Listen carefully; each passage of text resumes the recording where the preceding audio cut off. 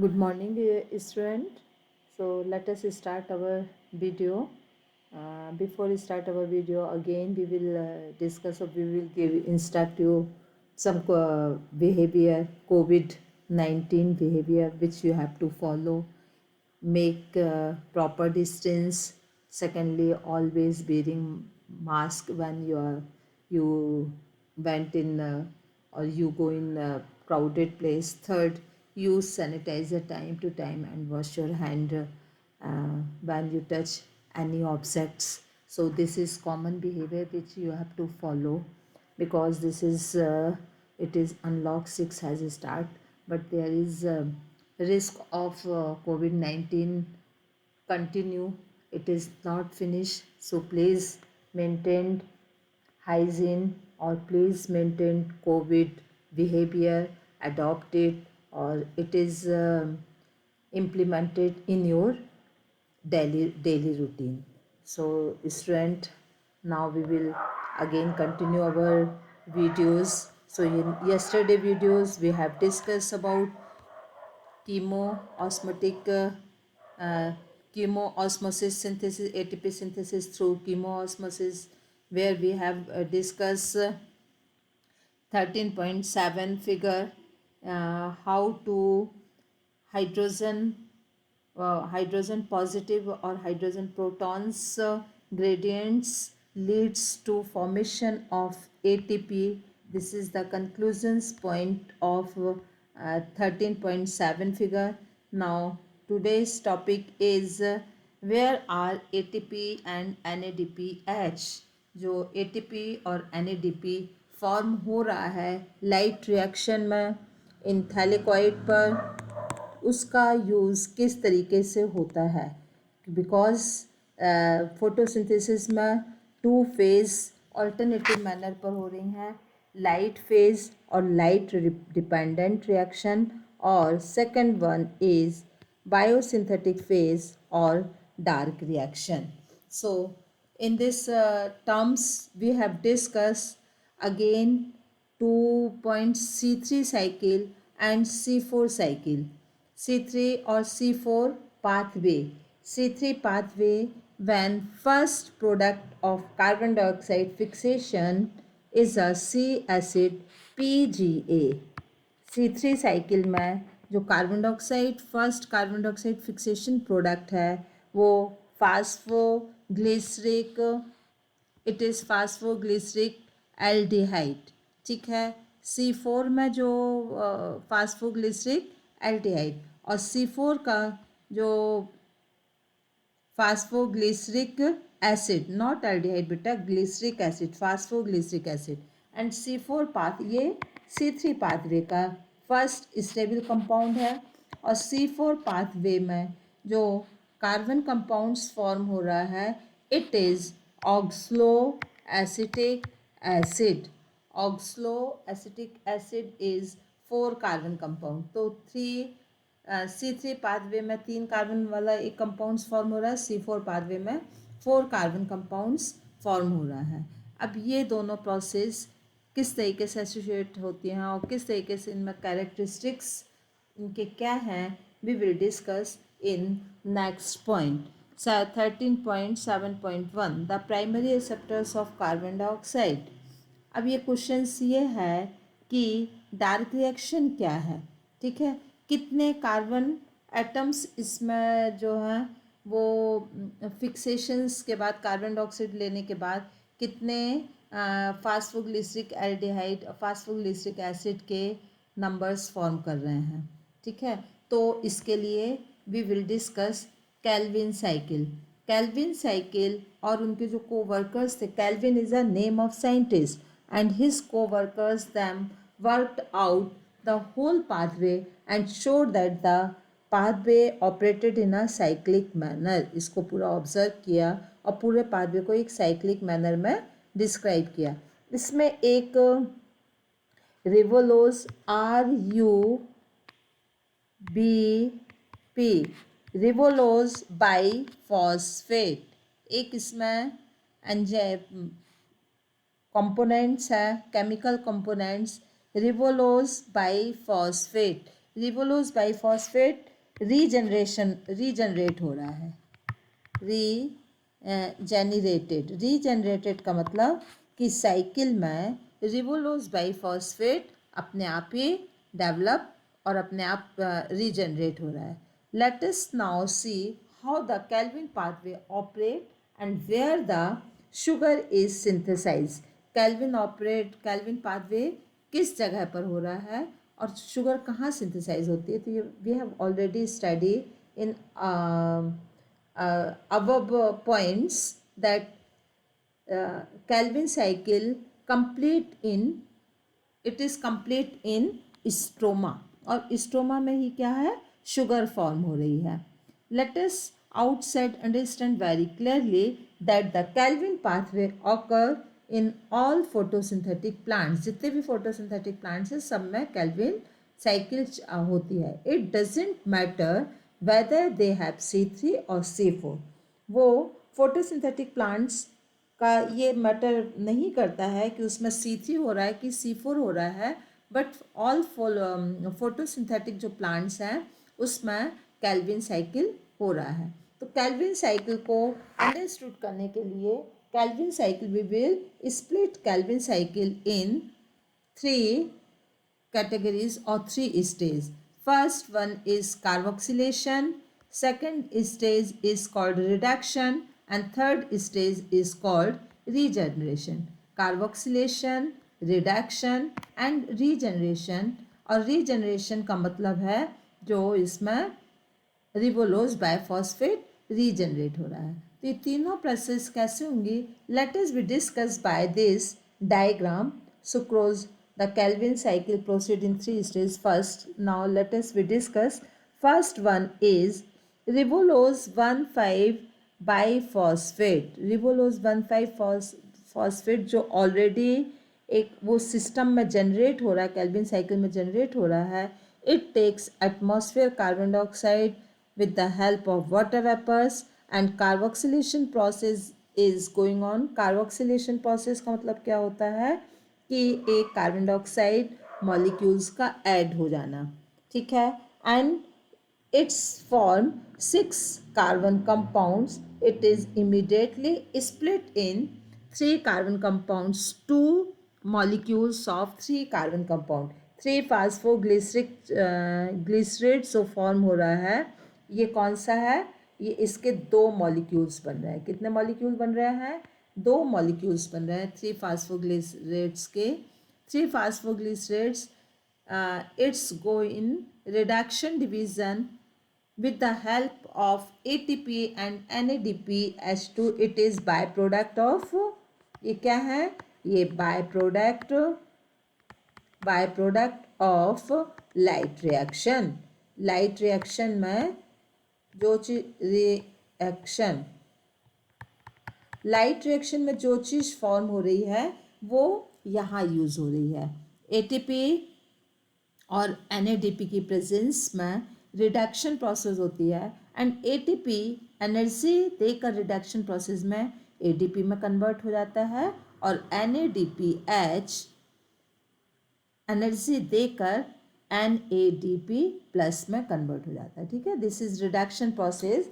After reduction process triose phosphate form हो जाता है. Triose phosphate is a base और base it is base formula of starch, ठीक है. ये स्टार्च का सबसे जनरल फॉर्मूला है, इसी के डेरिवेटिव्स होकर स्टार्च बनाएंगे. थर्ड प्रोसेस होती है रीजनरेशन की process. In regeneration process again 1 ATP is consumed in regenerations process. regeneration of ribulose 1,5 biphosphate और वो ATP में कन्वर्ट हो ADP में कन्वर्ट हो जाएगा. ATP हमेशा एनर्जी देके किस में कन्वर्ट हो जाता है, ADP में. एंड रिबुलोज 1,5 फॉस्फेट जो इस प्रोसेस के लिए इनिशिएटर और मेन सब्सटेंस है, वो उसको अलग से देने की ज़रूरत नहीं है, वो इस प्रोसेस के थ्रू अपने आप ही फॉर्म हो रहा है. ये सिर्फ एटमॉस्फेयर से क्या ले रहा है, कार्बन डाइऑक्साइड एयर से ले रहा है, वाटर मॉलिक्यूल से एयर से लेता है, और कार्बोक्सिलेशन रिडक्शन एंड रीजनरेशन के थ्रू ये प्रोसेस कंप्लीट हो जाती है. This is called as Calvin cycle, और इसको C3 साइकिल भी कह रहे हैं. C3 साइकिल भी कैल्विन साइकिल और C3 साइकिल क्यों? Due to formation of phosphoglyceric acid. 3 phosphoglycerates, ये इसका फॉर्मूला क्या? Phosphoglyceric acid. It is 3 carbon compound, और इसके कितने मॉलिक्यूल बन रहे हैं? 2 मॉलिक्यूल्स बनते हैं. Clear student? तो ये रिडक्शन प्रोसेस है. ये एक ही सीरीज में नहीं होती है, हर प्रोसेस 2 या 3 सीरीज में कंप्लीट होती है. There are series of reactions that leads to formation of glucose. Reduction में जो ग्लूकोज फॉर्म हो रहा है, तो it is series of reaction. ये एक रिएक्शन नहीं है, कई रिएक्शन की सीरीज होती है. बेसिकली इस रिएक्शन में 2 मॉलिक्यूल्स ऑफ ATP यूज हो रहे हैं और 2 मॉलिक्यूल्स ऑफ NADPH रिड्यूस कर रहे हैं कार्बन डाइऑक्साइड के मॉलिक्यूल्स को. कार्बन डाइऑक्साइड का यहाँ पे फिक्स रिडक्शन हो चुका है और वो शुगर में और स्टार्च में कन्वर्ट हो गया. तो basically the fixation of 6 carbon molecules, 6 molecules of carbon dioxide and 6 turn of cycle required. इसमें लगभग कार्बन डाइऑक्साइड के कितने मॉलिक्यूल्स यूज हो रहे हैं? C6H12O6 CO2 plus 6H2O. तो यहाँ पे 6 कार्बन डाइऑक्साइड के मॉलिक्यूल्स यूज़ हो रहा है और ये प्रोसेस के लिए 6 टर्न चाहिए. एक बार में 1 कार्बन डाइऑक्साइड यूज़ होता है, तो 6 कार्बन डाइऑक्साइड यूज़ होने के लिए 6 साइकिल चाहिए. There are turning of 6 turn of cycle are required for the removal of molecules of glucose. ये आता है अक्सर कि एक ग्लूकोज मॉलिक्यूल्स के लिए कार्बन के कितने मॉलिक्यूल्स यूज़ हो रहा है? 6 मॉलिक्यूल्स. रिएक्शन भी आप लोगों को पता है, फोटोसिंथेसिस की रिएक्शन क्या है? CO2 plus H2O is C6H12O6 plus O2. Oxygen तो रिलीज हो चुकी है वाटर के स्प्लिटिंग से, और यहाँ पे कार्बन डाइऑक्साइड के कितने मॉलिक्यूल्स कंज्यूम हो रहे हैं? 6 कार्बन डाइऑक्साइड मॉलिक्यूल्स. तो ये एक बार में 1 कार्बन डाइऑक्साइड यूज हो रही है. तो ये साइकिल, कैल्विन साइकिल, जब 6 बार जब चलती है, 6 टर्न लेती है, तब 1 मॉलिक्यूल्स ऑफ ग्लूकोज का इस पाथवे से फॉर्म होता है. Removal of 1 molecules of glucose. Regeneration क्यों इम्पोर्टेंट है? इसमें रीजनरेशन के लिए जो रिवोलोज डाइफॉस्फेट है, रिवोलोज 1,5 बाइफॉस्फेट या रिवोलोज डाइफॉस्फेट, बाई की जगह पर हम डाई भी यूज़ कर सकते हैं. Ribulose diphosphate, it is very necessary or very important chemical, biochemical, which is only carbon dioxide acceptors molecule. ये कार्बन डाइऑक्साइड को यही एक्सेप्ट कर सकता है. जैसे आपको पता है ना, लाइट, जो सनलाइट पड़ रही है क्लोरोफिल पे, तो क्लोरोफिल ही सनलाइट को एक्सेप्ट कर सकता है. ठीक है, तभी वो क्या होगा? एक इलेक्ट्रॉन को इमिट करेगा. इसी तरीके से कार्बन डाइऑक्साइड एक्सेप्टर्स रिवोलोज बाइफॉस्फेट है. ये बहुत ज़्यादा, यदि ये खुद रीजनरेट नहीं होगा तो ये प्रोसेस कंटिन्यू नहीं हो सकती है. ठीक है, लेकिन ये रीजनरेट होकर प्रोसेस कंटिन्यू करती है विदाउट इंटरप्ट. ठीक है, तो this is the importance of ribulose biphosphate, जो रीजनरेट हो रहा है, अपने आप से खुद डेवलप हो रहा है. This regeneration step required ATP for phosphorylations to form ribulose biphosphate.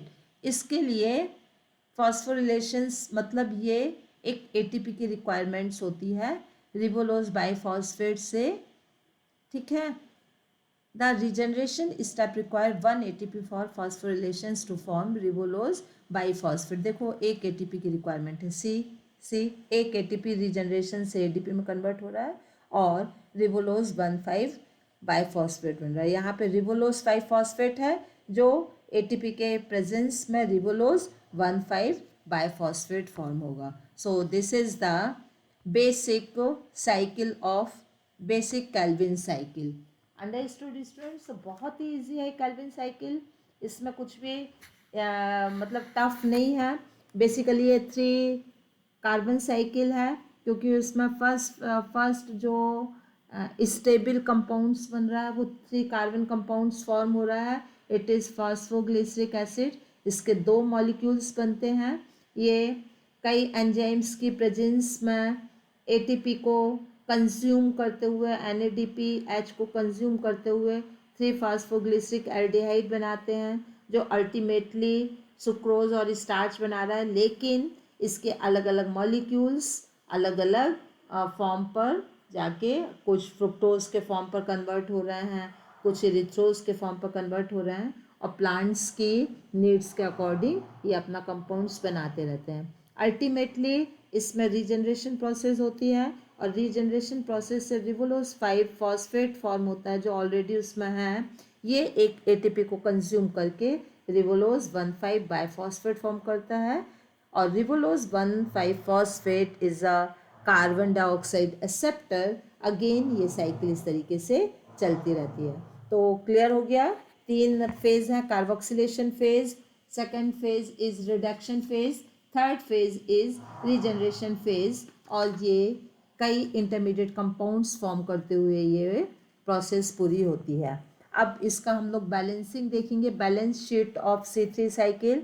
तो सबसे पहले ये यहाँ पे आप ये इसको देख लीजिए, ये देखिए 6 CO2 इसमें लिए जा रहे हैं, एक ग्लूकोज फॉर्म हो रही है। 80 ATP इसमें जो कि लाइट रिएक्शन में फॉर्म हो रहे थे, वो इतने ATP यूज़ होके ADP में कन्वर्ट हो रहा है। ATP अब फिर फास्फोरिलेशन से ATP में कन्वर्ट हो जाएगा। एंड 12 NADPH कार्बन डाइऑक्साइड के रिडक्शन में यूज़ हो रहे हैं, NADP फॉर्म कर रहे हैं, उस हाइड्रोजन रिडक्शन में यूज़ हो जाता है। तो 6 कार्बन डाइऑक्साइड मॉलिक्यूल्स, इसका जो टोटल कंप्लीट जो फार्मूला होगा वो फार्मूला आप यहाँ पे देख भी सकते हो। चलो यहीं बताते हैं आपको। वो फार्मूला है 6 CO2 जितने इसमें यूज़ हो रहा है लाइट रिएक्शन में, सॉरी डार्क रिएक्शन में, 6 रिबोलोज बाई फॉस्फेट यूज़ हो रहा है, plus 6 CO2 plus 18 ATP plus 12 NADPH, ये कन्वर्ट हो रहा है किसमें? 6 रिबोलोज बाई फॉस्फेट। समझ में आया? रिबोलोज 1,5 बाई फॉस्फेट, रिबोलोज 1,5 बाइफॉस्फेट, जो चीज़ यहाँ पे थी कंज्यूम होके फिर से यही बन रही है, ठीक है। प्लस एक शुगर कंपाउंड बन रहा है C6H12O6, और ये जो ATP थी ये कन्वर्ट हो गई 18 ADP प्लस 12 NADPH कन्वर्ट हो गया किसमें? 12 NADP, और उतनी ये 18 PI, ये एनर्जी है, ये इतनी एनर्जी निकाल रहा है। तो इस तरीके से इसका ये बैलेंसिंग भी क्लियर हो गई, ठीक है, कि 6 कार्बन डाइऑक्साइड मॉलिक्यूल्स का एक ग्लूकोज फॉर्म कर रहे हैं, 1 मॉलिक्यूल्स, और एक कार्बन डाइऑक्साइड के फिक्सेशन, 6 कार्बन डाइऑक्साइड के फिक्सेशन होके एक ग्लूकोज मॉलिक्यूल्स बन रहा है, ठीक है। Now C4 pathway. अब ये आपने C3 पाथवे के बारे में रीड किया। C4 pathway is called as Hatch and Slack cycle. ये इसको दूसरा साइकिल क्या है? Hatch and Slack cycle. ये साइकिल C4 पाथवे के C4 पाथवे है। एंड इसकी क्या स्पेशलिटी है? इसमें जो वर्क किया था वो बेसिकली कॉट स्नैक्स और को वर्कर्स ने 4 कार्बन ऑर्गेनिक एसिड्स को फर्स्ट स्टेबल कंपाउंड्स फॉर्म किया है in case of sugarcane के प्लांट्स पर एक पाथवे उन्होंने ऑब्जर्व किया, उसमें PGA ना फॉर्म होकर OAA फॉर्म हो रहा था, ऑक्सलो एसिटिक एसिड। तो इसमें चूंकि कार्बन डाइऑक्साइड फिक्सेशन हो रहा है ऑक्सलो एसिटिक एसिड के फॉर्म पर, that's a reason it is called C4 cycle. ठीक है, stable material. C4 plants special होते हैं, और क्यों स्पेशल होते हैं? क्योंकि उनकी लीव्स स्पेशल टाइप की होती है। वो जो special type of leaves anatomy है, it is special leaves and it is tolerate high temperature, it can tolerate high temperature. ठीक है, हाई लाइट इंटेंसिटी को ये ले सकती है, और it's lack a process called photorespiration इसमें पूरी तरीके से नहीं होता है, कम होता है। That's a reason it have greater productivity of biomass. हमेशा C4 साइकिल C3 साइकिल से बेस्ट होता है। क्योंकि C4 साइकिल क्यों बेस्ट है? ये बहुत प्रोडक्टिविटी दे रहा है। It's have a productivity, greater productivity of biomass. क्यों? क्योंकि इसमें फोटो रेस्पिरेशन नहीं हो रहा है। फोटो रेस्पिरेशन एक ऐसी प्रोसेस है जो बहुत सारे मटेरियल को लूज करती, लॉस्ट करती है। ठीक है, तो lack of photorespiration, that's it gives a greater productivity of biomass in biomass, so it is very good pathway. और C4 पाथवे बेसिकली किसमें होता है? ये बेसिकली जो ज़ीरोफिटिक प्लांट्स होते हैं ना, उसमें होता है C4 जो साइकिल है। इसकी जो स्पेशल लीव्स होती है वो लीव्स कहलाती है क्रंच एनाटॉमी। इसकी लीव्स जो होती है वो एक स्पेशल टाइप की लीव्स होती है, उसको हम कहते हैं, उसकी एनाटॉमी क्रंच एनाटॉमी। ठीक है बेटा, क्रंच एनाटॉमी। ये क्रंच एनाटॉमी क्या है? क्रंच एनाटॉमी में बंडल शीट होती है। यदि आपने 11th लीव्स स्ट्रक्चर, तो एनाटॉमी एक्चुअली ख़त्म हो चुकी है, उससे एलिमिनेट हो चुकी है। बट लीव्स जो मोनोकॉट लीव्स जो होती हैं, लाइक बीट वगैरह पर, शुगर केन बीट पर, इसमें क्या होता है कि बंडल शीट, जो वेस्कुलर बंडल होती है उसके चारों तरफ एक शीट होती है, तो बंडल शीट प्रेजेंट होती है। ठीक है, क्रंच एनाटॉमी में बंडल शीट प्रेजेंट होती है, जबकि नॉर्मल लीव्स में और डाइकोट लीव्स में मेसोफिल सेल्स होती हैं, और सेल के बाहर बंडल शीट नहीं होती है। ठीक है, तो बंडल शीट में सेवरल लेयर्स होती हैं। बंडल के वेस्कुलर बंडल के चारों तरफ बहुत सारी सेवरल लेयर्स की एक कवरिंग होती है, it is called as bundle sheath. और ये बंडल शीट में बेसिकली इसकी स्पेशलिटी क्या होती है? इसमें ही क्लोरोप्लास्ट होते हैं। ठीक है, और जिसमें गैसियस, नो इंटरसेलुलर स्पेस, कोई भी इंटरसेलुलर स्पेस नहीं होता है। इसका फिगर देखो यहाँ पर दिया होगा, लेट अस सी। ये देखो, ये फिगर देख लो, ये फिगर है, it is diagrammatic representations of hatch and slacks pathway. ये दोनों साइकिल को शो करता है। जो C4 लीव्स जो होती हैं, क्रंच लीव्स, ठीक है ना, ये दोनों साइकिल को शो करती हैं। C3 साइकिल भी इसमें चल रहा है, C4 साइकिल भी चल रहा है। कैसे चलता है? सबसे पहले एटमॉस्फेयर कार्बन डाइऑक्साइड लिए, मेसोफिल भी होती है इसमें, बंडल शीट भी होती है। ठीक है ना, तो मेसोफिल में भी क्लोरोप्लास्ट है, तो इसमें एटमॉस्फेयर से इसने कार्बन डाइऑक्साइड को लिया और क्या बनाया? फास्फोइनॉल पाइरूवेट बना लिया, PPE, फास्फोइनॉल पाइरूवेट, सेल वॉल से रीजनरेशन से होकर ये क्या हुआ? C3 साइकिल पर ये एंटर हुआ। Just a minute, we will start from bundle sheath. Bundle sheath से हम लोग स्टार्ट करेंगे, या यहाँ से स्टार्ट करते हैं? सबसे पहले atmosphere carbon dioxide mesophyll cell ने लिया, फास्फोइनॉल पाइरूवेट बनाया जिसका फिक्सेशन हुआ, और ये C4 फास्फोइनॉल पाइरूवेट से C4 साइकिल में एंटर हुआ, और C4 साइकिल में बंडल शीट से, मेसोफिल सेल से बंडल शीट पे आया, बंडल शीट पर C4 एसिड फॉर्म हुआ, डीकार्बोक्सिलेशन हुआ, इसने C3 साइकिल पर एंटर हुआ और ट्रांसपोर्ट होकर, और ये C3 C4 साइकिल दोनों इसमें चलते हैं।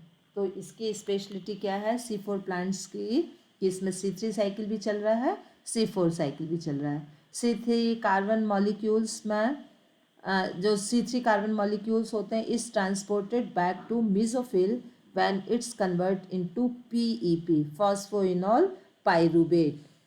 ठीक है, फास्फेनॉल पाइरूवेट, ये फास्फेनॉल पाइरूवेट इसको कहेंगे PEP. अब ये प्रोसेस कैसे हो रही है, अब इस प्रोसेस को वी विल डिस्कस डिटेल. इसमें क्या है, C4 प्लांट्स वेरी स्पेशल होते हैं. It has a special type of leaf anatomy. It is called as crunch anatomy, where a lot of bundle sheets are present. Examples are maize and sorghum. इनमें C4 cycle होता है. ये बहुत interesting है that leaves इसकी इस diverse species, मतलब leaves इसकी जो होती हैं वो डाइवर्स स्पीशीज़ शो करती हैं.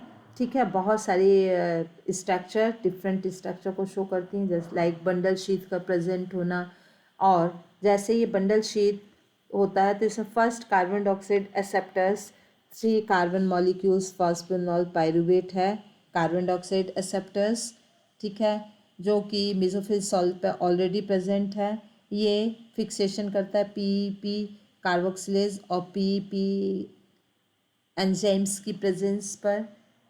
ठीक है, और इसमें राइबोलोज बाइफॉस्फेट कोएंजाइम्स बिल्कुल नहीं होता. C4 एसिड OAA फॉर्म्ड होता है मेसोफिल सेल में.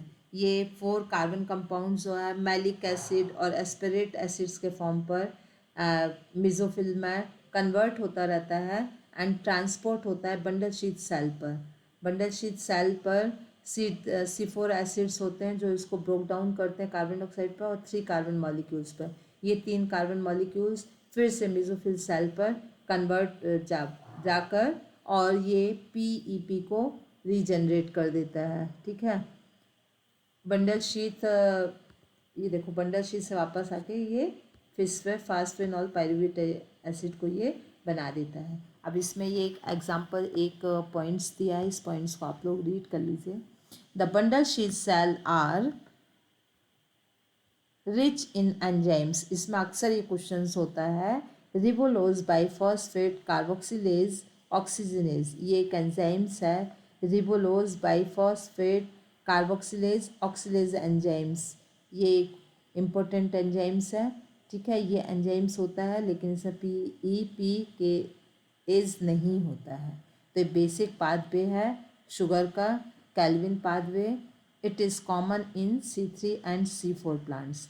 इसमें C3 C4 प्लांट्स में ये कॉमन होता है. तो ये हो गया आपका C3 C4 plants. Students, now just we will complete or we will finish our video here. You will read what is the difference between C3 C4 plants. Hatch is like cycle or C3 cycle, and why it is called C3 cycle, why it is called C4 cycle, with reasons, with logic. You will read and everything given in NCERT book, students. So please focus on your study. Thank you, student. Have a nice day.